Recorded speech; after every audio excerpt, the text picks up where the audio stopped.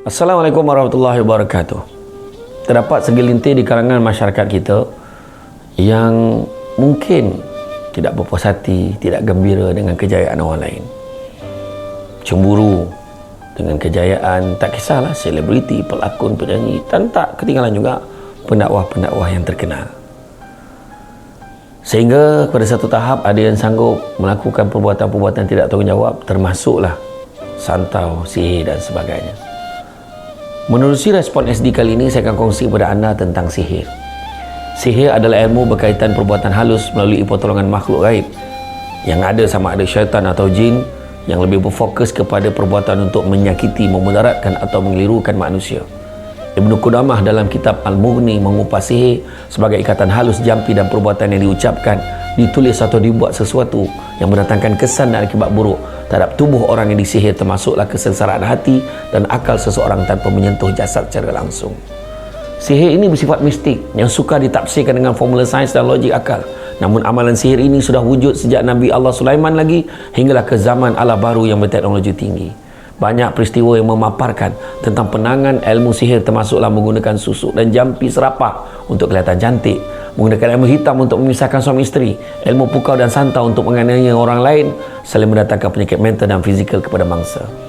Nabi Muhammad SAW sendiri pun yang maksum daripada melakukan dosa, Allah uji dengan sihir yang dihantar oleh seorang Yahudi yang bernama Labid bin Aqsam dari Bani Zuraid.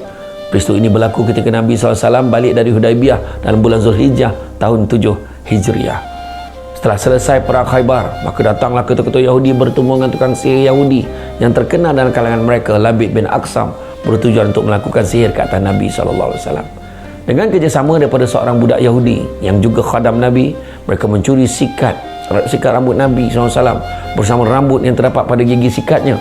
Tidak cukup dengan ejekan fitnah, peperangan pun mereka gunakan sihir. Tukang sihir membuat patung berupa Nabi SAW daripada lilin, lalu ditikam dengan 11 bilah jarum yang disimpul dengan 11 ikatan, maka dicampakkan ke dalam telaga keluarga Zarwan, di mana telaga Nabi SAW selalu mandi.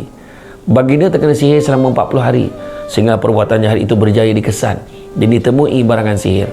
Dengan sirah yang diceritakan, boleh menjadi panduan kepada umat Islam untuk mengubati sihir ini hanya dengan doa dan ayat-ayat Al-Quran.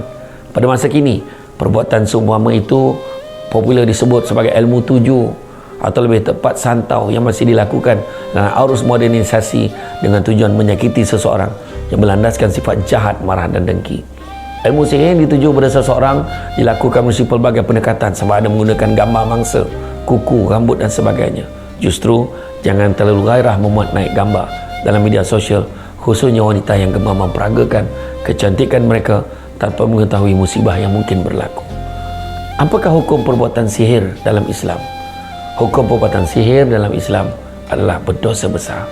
Daripada Abu Hurairah radhiyallahu anhu, Rasulullah SAW bersabda bermaksud, jauhilah 7 jenis dosa besar yang membinasakan. Sahabat bertanya, wahai Rasulullah, apakah dosa itu?